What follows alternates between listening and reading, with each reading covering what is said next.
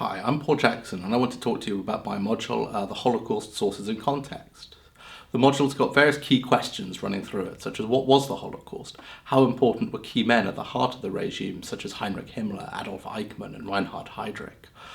What did the Nazis want to achieve with the Holocaust, and why did the Nazi genocide happen?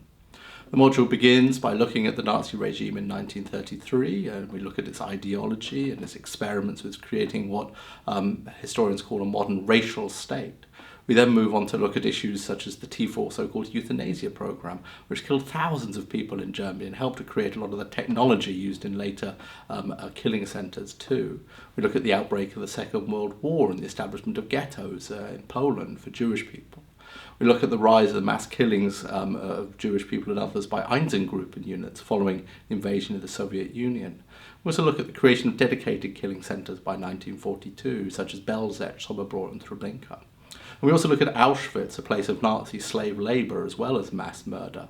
We also think about the collapse of the regime as well. Having explored this history, we then pan out and look at some of the wider elements of the Holocaust too, such as debates amongst historians about how well planned the Nazi genocide was, what the mentality of the perpetrators was, and why people killed. We also try to think as good historians about how we can use the testimony of victims and people who survived the Nazi regime as reliable source material. We also think on the module about how the Holocaust has been remembered since 1945, often in quite politicized ways.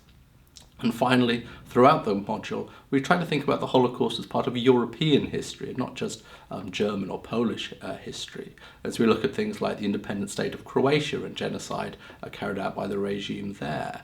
We look at issues like collaboration in places like Vichy France. And we also think about what the Allies, like Britain, knew about the Nazi ambition to create a Europe free of Jewish people, and what they did about it, and when they knew. So these are some of the things that we cover on this module, and I look forward to talking through this history with you.